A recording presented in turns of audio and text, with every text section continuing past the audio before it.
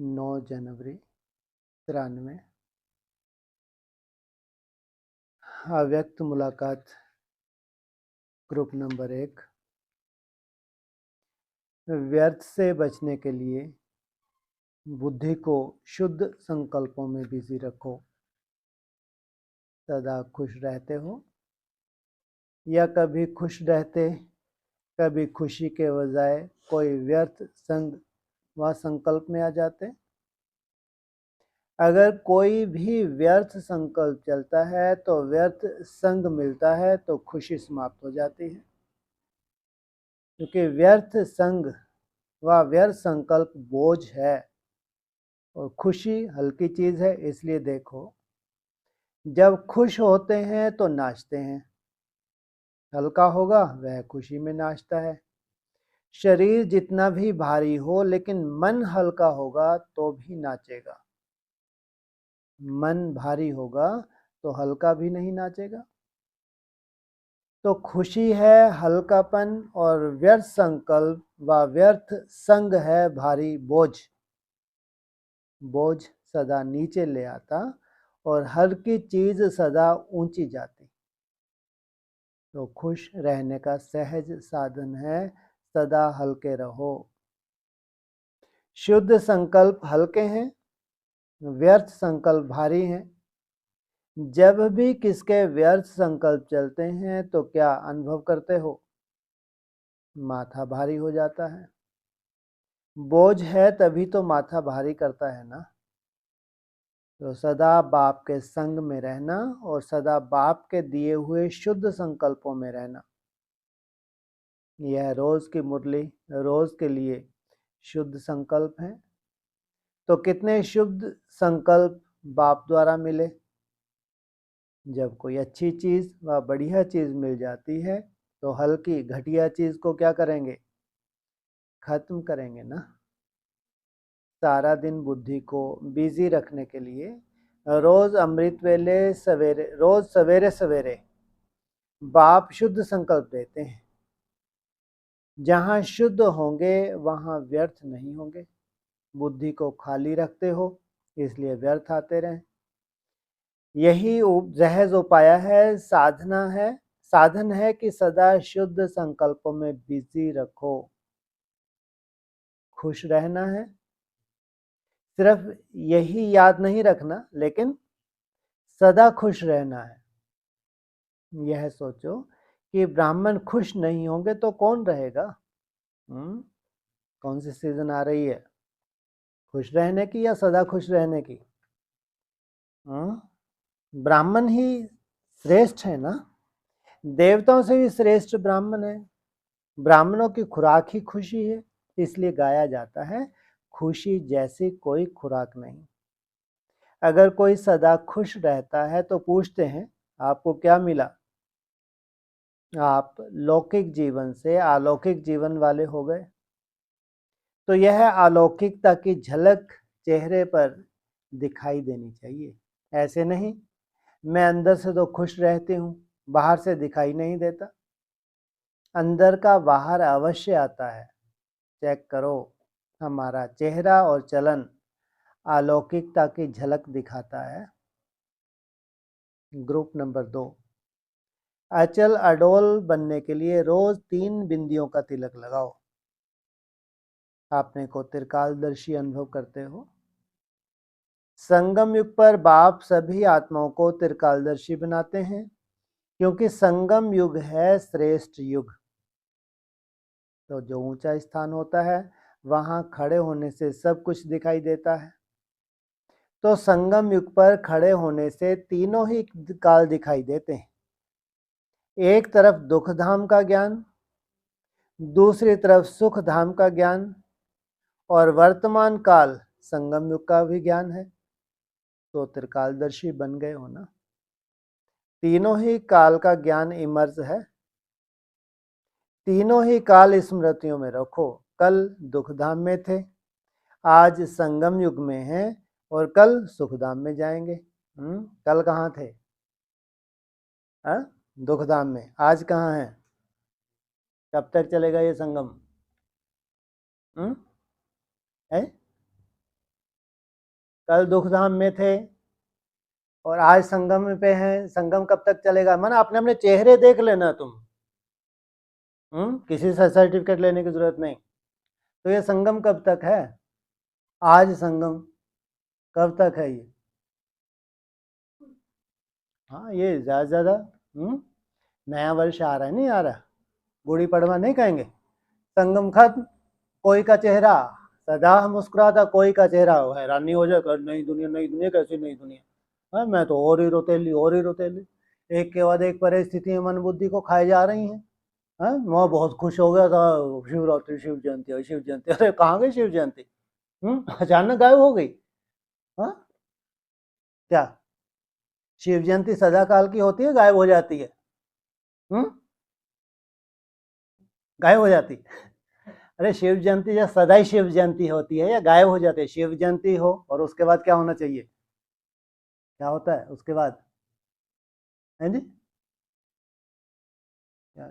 बस करो, गीता जयंती, खुशी की जयंती को हो, काहे की गीता जयंती। शिव जयंती के बाद नई दुनिया। अब काहे का गीता का इंतजार करते रहे हम, बैठ कर गीता माता देखो काहे है। शिव जयंती के बाद कौन सी जयंती?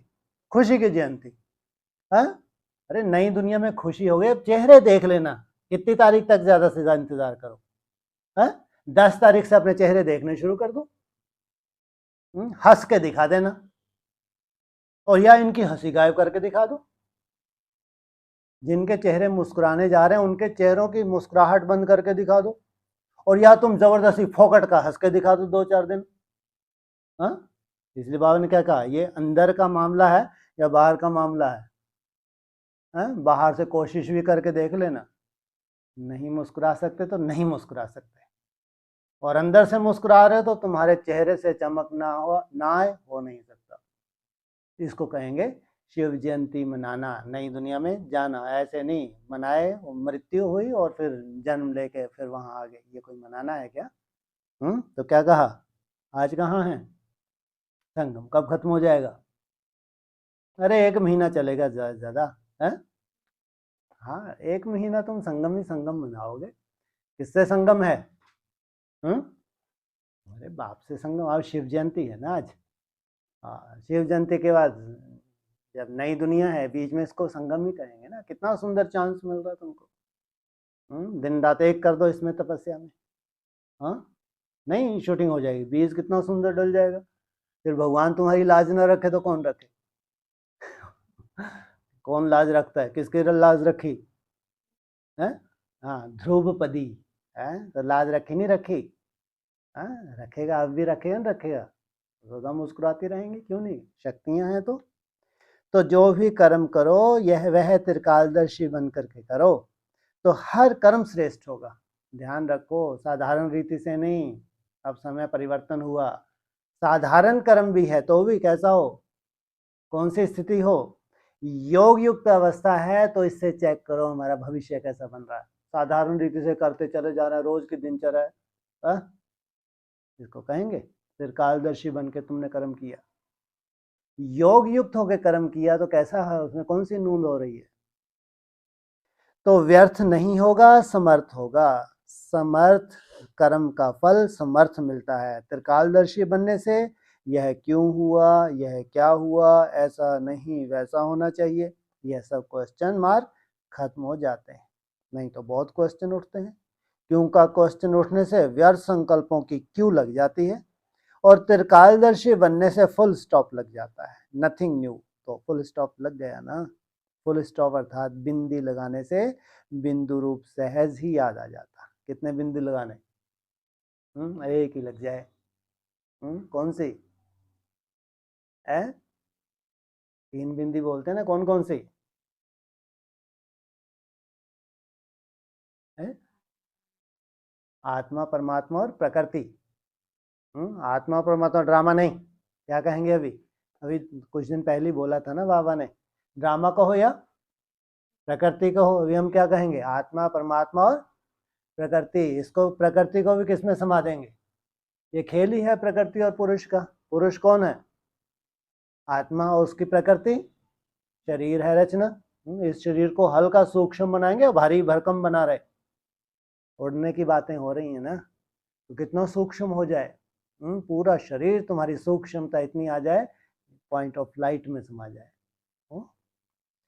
तो बाप दादा सदा कहते हैं अमृत वेले सदा 3 बिंदियों का तिलक लगाओ। आप भी बिंदी, बाप भी बिंदी, जो हो गया जो हो रहा है नथिंग न्यू, तो फुल स्टॉप भी बिंदी। यह 3 बिंदी का तिलक अर्थात स्मृति का तिलक, मस्तक स्मृति का स्थान है, इसलिए तिलक मस्तक पर ही लगाते हैं। 3 बिंदियों का तिलक लगाना अर्थात स्मृति में रखना, फिर सारा दिन अचल अडोल रहेंगे। क्या यह क्यों और क्या ही हलचल है? तो अचल रहने का साधन है अमृत वेले 3 बिंदियों का तिलक लगाओ, यह नहीं भूलो। जिस समय कोई बात होती है उस समय फुल स्टॉप लगाओ, ऐसे नहीं कि याद था लेकिन उस समय भूल गया। गाड़ी में यदि समय पर ब्रेक ना लगे तो फायदा होगा या नुकसान? तो समय पर फुल स्टॉप लगाओ। नथिंग न्यू, होना था हो रहा है, और साक्षी होकर के देखकर आगे बढ़ते चलो। तो त्रिकालदर्शी अर्थात आदि मध्य अंत तीनों का ज्ञान, जैसा समय वैसा अपने को सदा सेफ रखो। ऐसे नहीं कहो कि यह समस्या बहुत बड़ी थी ना, छोटी होती तो मैं पास हो जाती, लेकिन समस्या बहुत बड़ी थी। कितनी भी बड़ी समस्या हो, लेकिन आप तो मास्टर त्रिकालदर्शी हो ना, तो बड़े हुए ना। बड़े के आगे समस्या नहीं है, लेकिन खेल है, इसको कहा जाता है त्रिकालदर्शी। त्रिकालदर्शी आत्मा सदा ही निश्चिंत रहती है, क्योंकि उसे निश्चय है कि हमारी विजय हुई ही पड़ी है। जब अपने को जिम्मेवार समझते हो तब चिंता होती है, और बाप को जिम्मेवार समझते हो तो निश्चिंत हो जाते। कई बार कहते हैं ना, क्या करें, जिम्मेवारी है, निभाना पड़ता है, लेकिन ट्रस्टी बन निभाओ। गृहस्थी बनकर निभा नहीं सकेंगे, ट्रस्टी बनकर निभाने से सहज भी होगा और सफल भी होंगे। तो सब चिंता छोड़कर जाना। जिनके पास थोड़ी बहुत हो तो छोड़कर जाना, साथ नहीं ले जाना। कहाँ साथ ले जा रहे हैं? कहाँ छोड़ जाओ? कहाँ जा रहे हो? हाँ, कहाँ जा रहे हो? हैं जी? ओहो राजधानी जाएंगे। कहाँ जा रहे हो? हैं? नहीं, और कहाँ जा रहे हो? अरे एक महीना ये यात्रा पर जा रहे हो ना। आज क्या है? आज भक्ति मार्ग की शिव जयंती है, तुमने कब मना ली है? एक कोई कहो, 29 को तो बांटे गए थे मिठाइयाँ मनाही तो एक को। है? तो तुम आज तो भक्ति मार्ग की है, भक्ति वालों के लिए, हमारी थोड़ी है। हाँ, ये है। आज से 1 महीना जो है, जो भी कुछ है ऐसा कचरा वचरा, उसको साइड में रख के, तो 1 महीना धूमधाम से याद की यात्रा में, इसको कहेंगे मनाना और ट्रांसफर होना। तो साथ नहीं ले जाना। वैसे तीर्थ पर कुछ छोड़कर आते हैं, तो यह भी महान तीर्थ है ना। तो सदा के लिए निश्चिंत निश्चय बुद्धि, समझा? किचड़ा साथ में नहीं रखा जाता है माताओं को आदत होती है, पुरानी चीज भी होगी तो गांठ बांध कर रख देंगी, तो यह भी गांठ बांध कर नहीं जाना। माताएं गठड़ी बांधती हैं, पांडव जेब में रखते हैं। तो इसे छोड़कर निश्चिंत अर्थात सदा अचल अडोल स्थिति में रहना। अच्छा, सफलता मूर्त बनने का साधन है जीवन मुक्त स्थिति। ब्राह्मण जीवन अर्थात सदा जीवन मुक्त स्थिति वाले, सर्व बंधनों से मुक्त।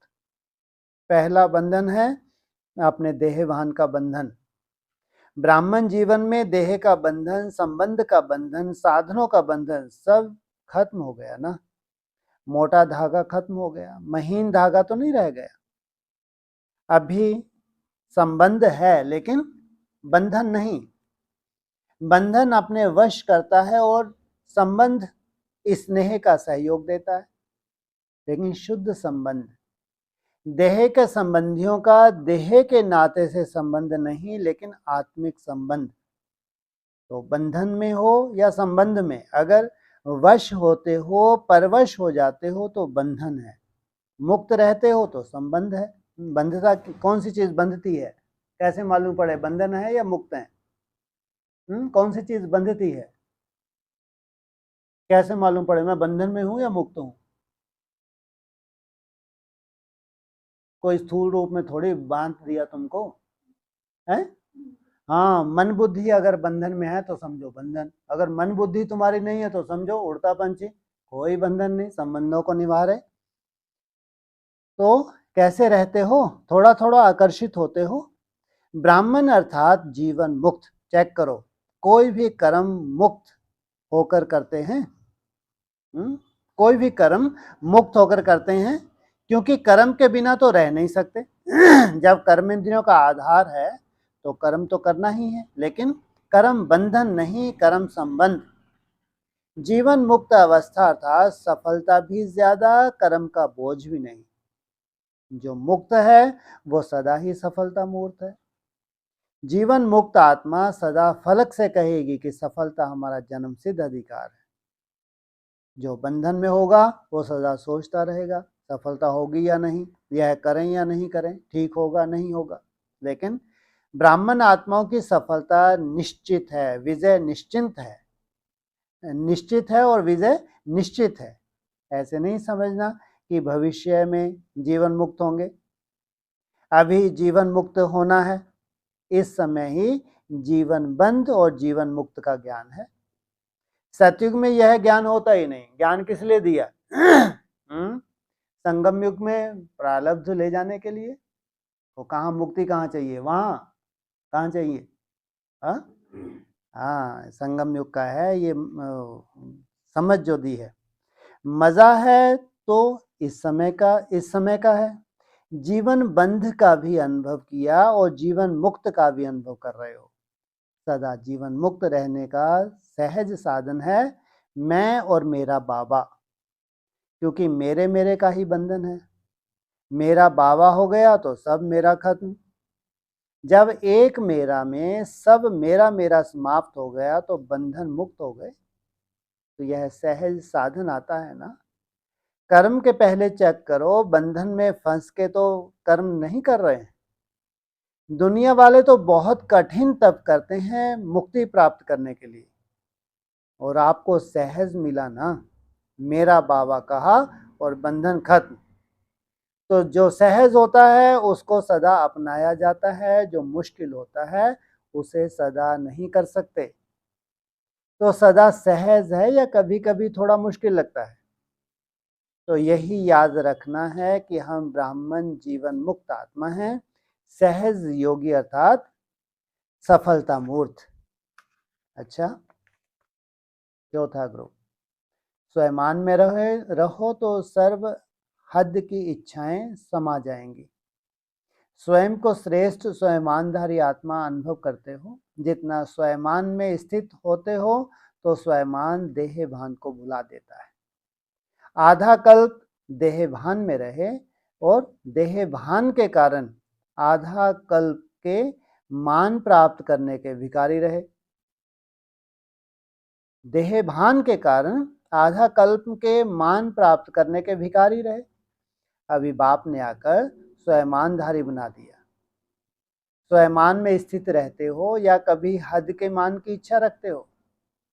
जो स्वयमान में रहता उसे हद के मान की प्राप्ति की इच्छा नहीं होती, इच्छा मात्र अविद्या हो जाती। एक स्वयमान में सर्व हद की इच्छाएं समाप्त हो जाती हैं, मांगने की आवश्यकता ही नहीं रहती। कौन मांगता है, किसको चाहिए होता है?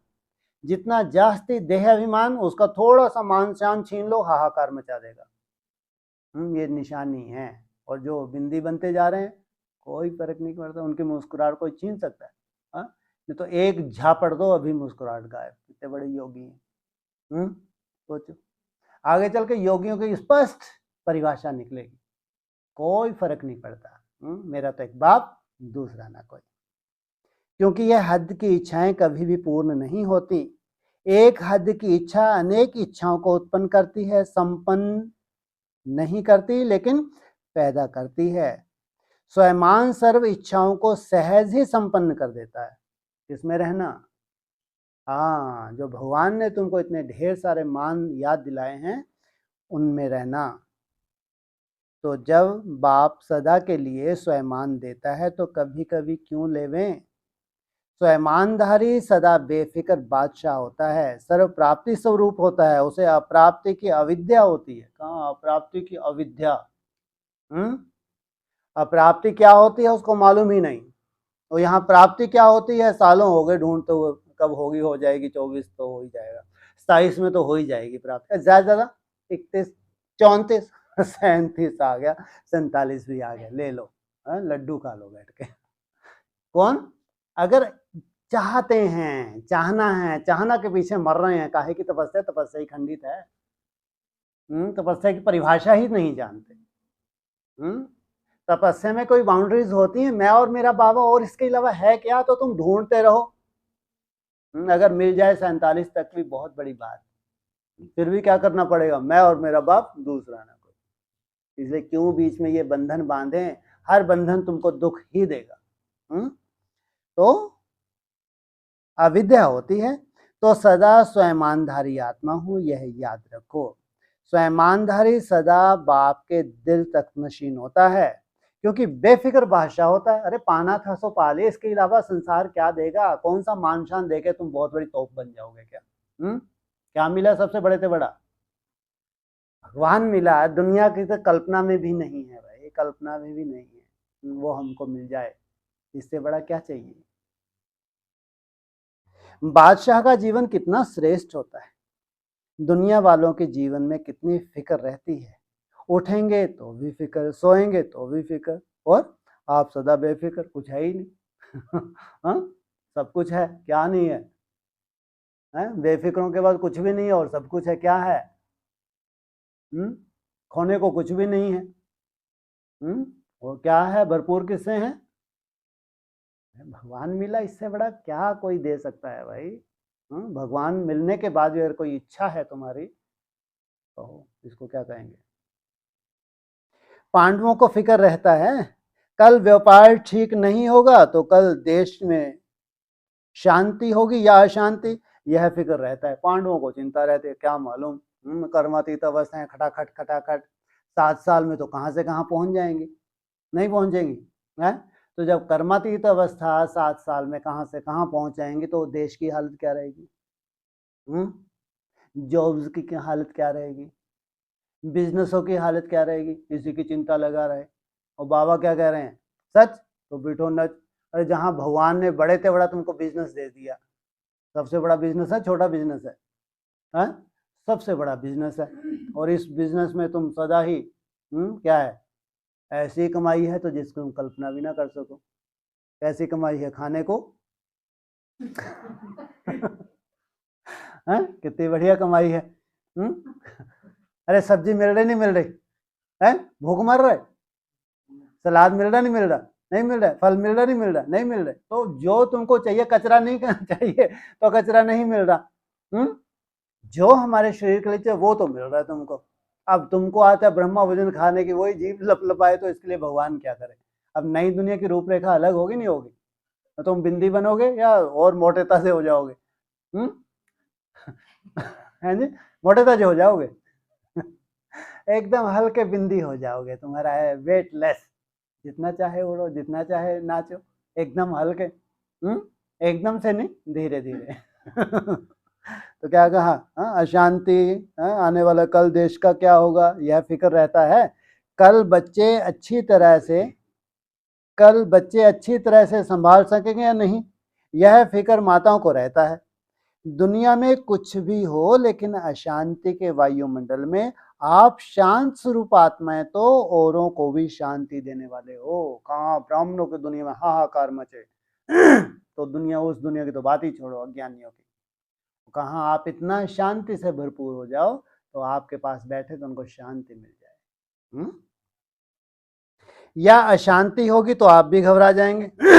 हमने तो सोचा था भगवान हमारी बहुत मदद करे, ये क्या हो गया? हमने तो इतने चार्ट बनाए, अमृत वेले एक दिन मिस नहीं किया, हमारे साथ ऐसा क्यों हुआ? ऐसा उस अशांति में तुम शांत रह के दिखाना।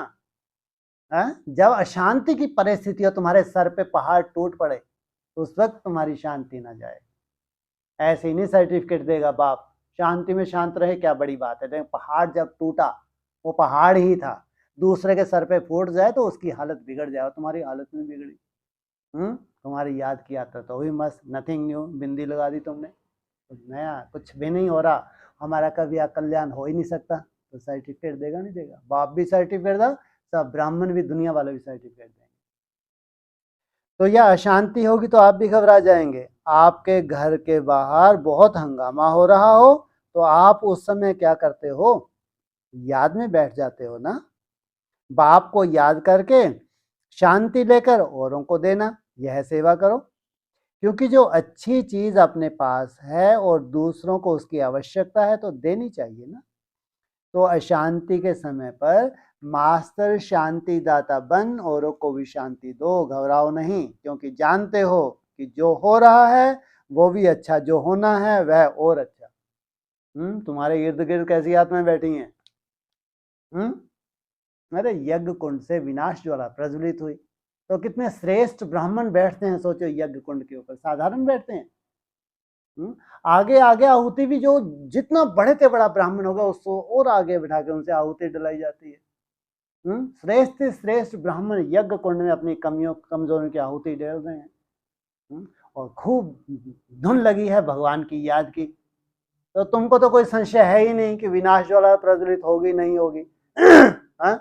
कोई संशय नहीं कि इतने श्रेष्ठ ब्राह्मण जब आहुति दे रहे हैं, अपने देहभान की आहुति से बड़ी आहुति क्या होगी। मैं तो बस ज्योति स्वरूप आत्मा हूँ, इससे बड़ी आहुति क्या होगी, है कोई इससे बड़ी आहुति। तो ऐसे श्रेष्ठ ब्राह्मण तुम्हारे सामने आहुतियां डाल रहे हो, तुमको तो कोई संशय ही नहीं है विनाश के ऊपर, तो हलचल होगी, हो सकती है, वाले नहीं। तो ऊंचते ऊंच बाप के साथ पार्ट बजाने वाले ऊंचते ऊंच एक्टर हो ना, बाप के साथ पार्ट बजा रहे हो इसलिए विशेष पार्टधारी बन गए। पार्ट भी किसके साथ, बाप के साथ, साधारण बात थोड़ी है। हीरो एक्टर के ऊपर सभी की नजर होती है, तो सारे विश्व के आत्माओं की नजर अभी आप सबके तरफ है। ये हीरो पार्टधारी ध्यान रखो। तो एक नशा यह है कि हम बाप के साथ पार्ट बजाने वाले हैं, दूसरा नशा है कि सारे विश्व की नजर हम श्रेष्ठ आत्माओं के ऊपर है। डबल नशा है, डबल खुशी है, एक श्रेष्ठ आत्मा बनने की खुशी, दूसरी बाप से मिलने की खुशी। डबल हीरो हो, एक हीरे तुल्य जीवन बनाई है, दूसरा विशेष पार्टधारी। ऐसा कभी सोचा था इतना विशेष पार्ट बजाने वाली आत्मा हूं, सोचा नहीं था, लेकिन सेकंड में बन गए। सेकंड का सौदा है ना, सहज प्राप्त किया या मेहनत लगी। फॉरेन कल्चर से ब्राह्मण कल्चर बदलने में मेहनत नहीं लगी। कितनी बार ब्राह्मण कल्चर में रहे हो, अनेक बार के संस्कार याद आते हैं या इमर्ज करने में मेहनत लगती है। यह सम टाइम कब तक रहेगा, अगर अभी विनाश हो जाए तो एवर रेडी हुए। अच्छा, भारत वाले तैयार हो, कल विनाश हो जाए इतने संपन्न बने हो। एवर रेडी बनना ही सेफ्टी का साधन है। अगर समय मिलता है तो संगम युग की मौज मनाओ, लेकिन रहो एवर रेडी, क्योंकि फाइनल विनाश की डेट कभी भी पहले मालूम नहीं पड़ेगी, अचानक होना है। क्या फाइनल विनाश की डेट बाबा पहले नहीं बताया, क्या होगा, अचानक होगा। कौन सा फाइनल विनाश, कौन सा फाइनल विनाश।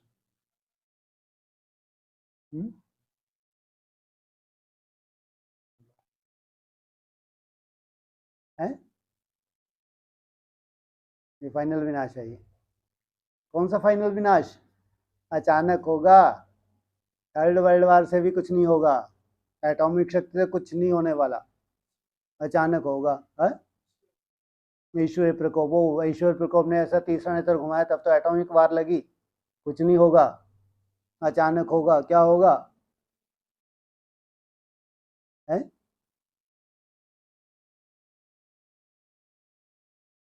ठीक है। हाँ ओफो सार तो यही है, हैं?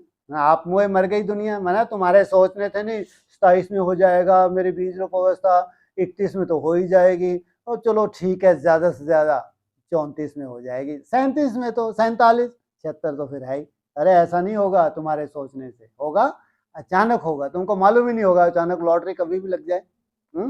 तीव्र गति का पुरुषार्थ होता है तो अचानक लॉटरी लगती है या तुम्हारे सोचने से लॉटरी लगेगी, है? इसलिए अचानक होगा। एवर रेडी नहीं होंगे तो धोखा हो जाएगा, इसलिए एवर रेडी बनो। सदा यह याद रखो कि हम और बाप सदा साथ हैं। तो जैसे बाप संपन्न है वैसे साथ रहने वाले भी संपन्न हो जाएंगे। जब साथ का अनुभव करेंगे तो निरंतर योगी सहज बन जाएंगे। सदा साथ हैं, साथ रहेंगे और स्वीट होम में साथ चलेंगे। क्या सदा साथ हैं, साथ रहेंगे और स्वीट होम में साथ चलेंगे? सोचो, एक स्वीट होम में साथ चलना, एक पूरा विश्व ही स्वीट होम में जाएगा स्ट्रीट छोड़ छोड़ के, उनको कहेंगे साथ जाना, हाँ? और एक तुम जीते जी स्वीट होम में साथ जाना। सोचो, जो कंपेनियन होंगे वे साथ चलेंगे और बराती होंगे, देखने वाले होंगे तो पीछे पीछे चलेंगे। क्या चाहिए बाबा को? सजनिया चाहिए, कंपेनियन चाहिए, साथी चाहिए। समान बनने वाले ही साथ चलेंगे। तो यह प्लान बनाओ कि समान बनना ही है और साथ चलना ही है। कौन सा प्लान बनाना? साथ चलना ही है, समान बनना ही है। अच्छा, डबल विदेशी बच्चों प्रति सबको बाप दादा की तरफ से नए वर्ष की मुबारक और याद प्यार देना। एडवांस में दिए जा रहे। बाप दादा देख रहे हैं, सभी अपने को बाप समान बनाने के उमंग में उड़ रहे हैं। क्या जो आने वाला गुड़ी पड़वा में जो मनाने जा रहे हो, क्या देख रहे हैं? सभी अपने को बाप समान बनाने के उमंग उत्साह में उड़ रहे हैं। तो उड़ रहे हैं और सदा उड़ते रहेंगे। ये तो जैसे कि वरदान जैसा ही है। क्या कहा? तो उड़ रहे हैं और सदा उड़ते रहेंगे। अच्छा, ओम शांति।